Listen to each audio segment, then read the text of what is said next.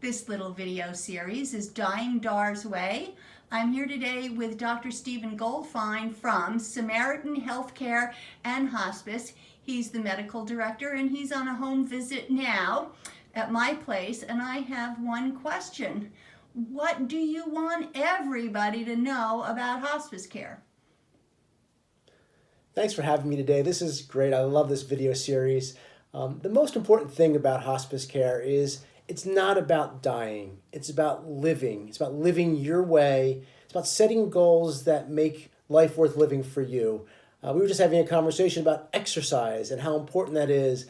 And really it's tying what's important in terms of outcomes to what you do during the day. So for example, to keep your strength up so that you can get out of bed to the toilet or get out of bed and go to the kitchen and eat with your family, exercise can make that a huge difference. Yeah. Trying your best to really focus on what your goals are, what is meaningful to you and your family, and making those meaningful moments happen. Mm-hmm. That's great. So what kind of changes do you see people making when they're in hospice care? I think what I see right now, unfortunately, is people become much more isolated and they really chase people that are important out of their lives. They don't want to have people see them going through this process. And what that does to our country is we don't really understand what death really is all about and how death can be meaningful.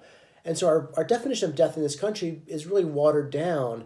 If we were to embrace our families and embrace our neighborhood and embrace our society and how we want to live our lives and actually end our lives, and I think it would be very important. So that isolation is something that makes me very sad to see. When patients embrace their last days, weeks, months of their lives and live a full life, they can make really meaningful contributions to our society, which I think is really important. Yeah, I'm going to chime in on this because I keep on telling people I don't want to be a nuisance.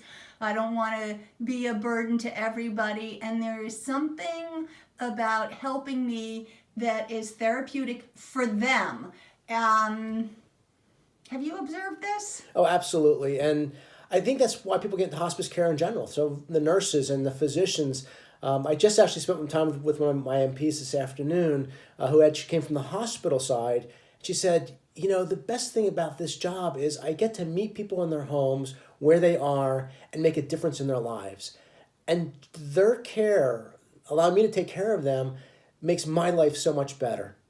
And I think that's really the issue. I think we really, as healthcare providers and even as family members, when we can engage in a patient at the end of their lives and have a positive outcome, really makes a huge difference for everybody, including the patient, the family, and even the providers. And the statistics show and even extend not just quality of life, but also quantity of life for many of us. Absolutely. What's also interesting, too, is that we know that families, when they've had a good opportunity to spend time with their loved one at end of life, they actually live better. There's less grief, there's less bereavement, there's less mental health in the surviving members of families, too. So it helps with everything. So addressing these issues up front in a rational, a positive way really makes a huge difference for everybody.